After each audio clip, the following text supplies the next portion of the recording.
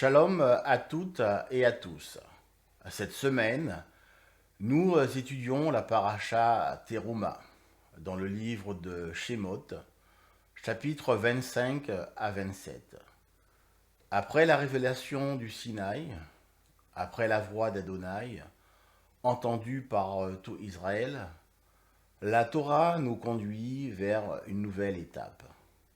Il ne s'agit plus de moments spectaculaires, mais d'un travail patient. Construire un lieu où la présence d'Hachem pourra résider. Teruma signifie élévation, offrande prélevée. Mais ce n'est pas un impôt, c'est un don volontaire, un acte de cœur. La Torah nous dit, Daber, Ebné Israël, Vaikhu, li Teruma, Mehet kol ish asher yidvenu libo tikhu et terumati. Parle aux enfants d'Israël qu'ils prélèvent pour moi une offrande de tout homme que son cœur rend généreux. Vous prendrez mon offrande. Hachem demande un cœur engagé. Le Mishkan commence dans l'intériorité. Puis vient le verset central.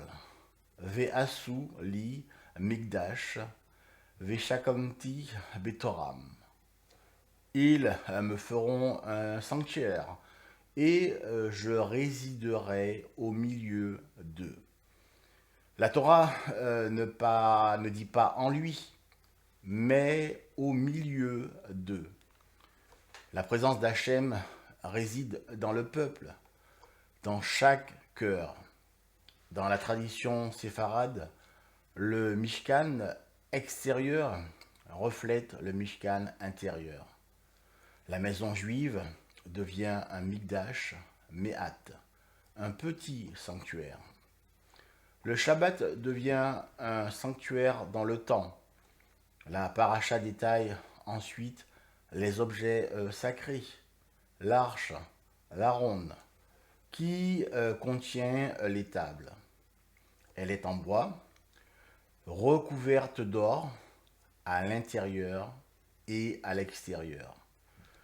Cela nous enseigne la cohérence d'être pur intérieurement et extérieurement. Puis la menorah, Ve'asita menorat za'av ta'or. Tu feras une menorah d'or pur. Elle est façonnée d'un seul bloc, d'une seule pièce. Elle symbolise l'unité d'Israël. Plusieurs branches, une seule source. Hachem dit à Moshe, Kerol Asher Ani, Maré Otra.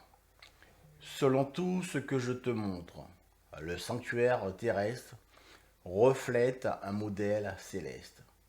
Rien n'est laissé au hasard. Dans la tradition séfarade, le Or HaHaïm enseigne que la générosité attire la bénédiction. Lorsque l'homme élève ce qu'il possède vers Hachem, la matière devient lumière. Teruma nous enseigne ceci. La sainteté se construit. Elle demande engagement, précision et générosité. Avant la révélation du Sinaï vient le travail quotidien. Hachem ne demande pas un palais, il demande un espace préparé, un cœur disponible. Lorsque nous donnons avec pureté, lorsque nous étudions la Torah, lorsque nous honorons le Shabbat, nous construisons un Mishkan. Et alors s'accomplit la promesse. Veshanti betoram, je résiderai au milieu d'eux. Que chacun de nous devienne un sanctuaire vivant.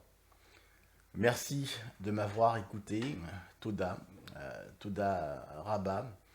excellent Shabbat, Leitraot, Raverim.